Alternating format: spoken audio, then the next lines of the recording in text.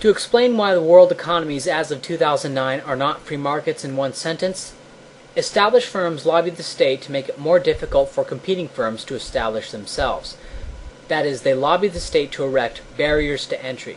Because populations believe in the legitimacy of the state, large firms, typically corporations, can buy off the legislators, the monarch, or the dictator, or whoever, and have them make laws favorable to their business at the expense of their competitors and or the general public. If companies tried to do these things themselves, they would be a near 100% marginal state. That is, nobody would view McDonald's decree that new fast food firms must pass inspection of McDonald's regulators as a legitimate imposition. But state regulators, who are just bought off by McDonald's, are seen as legitimate. Thus, hijacking the ideological cloak of the state greatly lowers McDonald's cost of enforcement. Now, I have no crystal ball. Perhaps large firms would be able to create a marginal state within a stateless society, but I very much doubt this, as this is like herding cats and is ahistorical. Some examples of barriers to entry would be increasing the fixed costs to start a firm. This typically means something like useless paperwork. Walmart can hire guys to do nothing but fill out paperwork, and so if filling out paperwork costs Walmart $80,000 a year to hire some guy to just do that, it costs about the same for Mom and Pop Mart. But Mom and Pop Mart is much smaller and can't afford a guy to fill out papers full time, and so Mom and Pop Mart go belly up and Walmart just buys up the real estate and become a monopoly in a small town. By making it so each tiny firm has to pay as much as Walmart to do something, be it a fixed license fee, filling out forms, whatever, that makes smaller businesses less viable. Now, this doesn't have to be absolute. For example, it may cost Walmart $1 million to fill out forms and cost Mom and Pop Mart only $10,000 to fill out forms, but Walmart makes $360 billion a year and Mom and Pop Mart only makes $500,000 a year. Thus, the cost of form filling disproportionately hurts smaller firms. That is, Walmart is spending a smaller portion of their revenue on form filling, and even though they are spending a higher absolute amount. Another barrier to entry would be to tailor regulations to match the specific setup of the lobbying firm. That way the lobbyist doesn't have to change a thing, but his competitors are forced to change their production processes. An example would be if car company A lowered toxic emissions by installing catalytic converters, while car company B lowered toxic emissions by having just more efficient engines, and company A lobbied the state to require all cars to have catalytic converters installed. Another example of this would be requiring scrubbers on factories. Another barrier to entry would be to keep out foreign competitors, to keep American jobs. This allows cartels of firms in a given industry to lobby just one state and not have to worry about the firms that don't fall under the hammer of the lobbied state, or just have tariffs.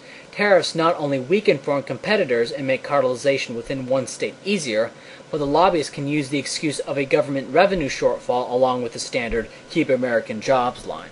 However, without barriers to entry within the state, external trade barriers won't prevent competition from forming within the borders of that state. So both internal and external barriers to entry are needed for cartels to firm. This is why you will often see big business championing labor movements, and in 2009, this is why the British National Party gets big business support. Another barrier to entry would be to raise taxes on, quote, the rich, close quote. The rich typically means the up-and-coming rich, who earn around $1 million a year in 2009 dollars and threaten to break into the super-rich institutional wealth club. That is the politically connected rich.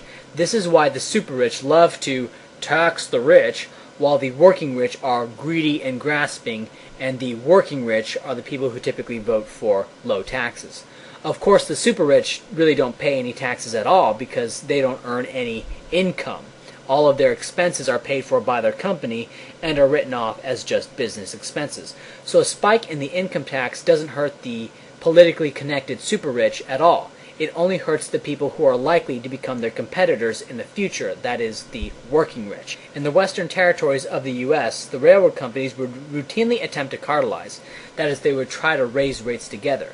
They have to raise rates together because if one rail line raised rates, they would lose all their customers to the other rail companies, so they would all get together and raise rates together, and this never worked. They would raise rates together and earn killer profits for a short period of time, but profits are a signal. and the profits attract capitalists from other places to build competing rail lines to undercut this cartel. And the competing rail lines will siphon off customers continually until the cartel breaks up.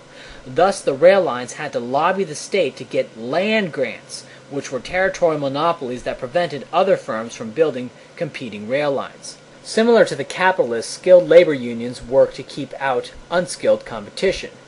Unions, professional association, and guilds restrict entry into an industry, thus raising the value of each forklift operator, plumber, or candlestick maker. This restriction of supply is in effect wasting resources because less people are willing to spend time getting through the various guilds, and thus we all have less of these professionals to benefit from. For example, the American Medical Association is a physician lobby group which lobbied to increase the number of years physicians had to spend in colleges, to shut down competitors such as homeopaths, pharmacists, midwives, nurses, and chiropractors. One may claim that it was necessary to ensure the quality of physicians, but it wasn't patients who were clamoring for such regulations. There's no reason to believe medical services cannot be produced and regulated the same way microchips and jet aircraft are. And having various third-party testing and certifying companies is not such a complex task. Just have third-party testing and certifying agencies with watchdogs and watchdogs of the watchdogs and competing watchdogs calling each other out when their standards slacken. It's simple and predictable, not like the chaotic mess that comes from desensitized status interventions. Minimum wages are also a barrier to entry that prevents competition against skilled labor from forming. That is, you simply make it illegal to employ someone below a specified minimum wage.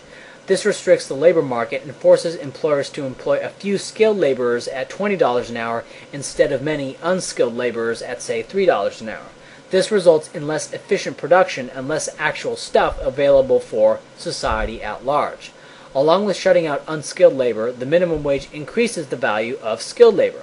Whereas if an employer had the option of employing some border brothers at $3 an hour, the skilled laborer may decide to work for only $15 an hour because lower pay is better than no pay. But all these things use the state, they require a belief. The problem is that all of these tricks are somewhat hidden from view. A person sees companies producing things with private property and assumes that we must be living in a free market. That is why these regulations are so insidious, because they do great damage to the structure of production, causing economic harm, reduce economic mobility, and concentrate wealth within the hands of a few politically connected capitalists and make it look like the problem is with free enterprise. These people are just exploiting the fantasy of the state. Without that ideological cloak, the capitalists would have to compete fair and square.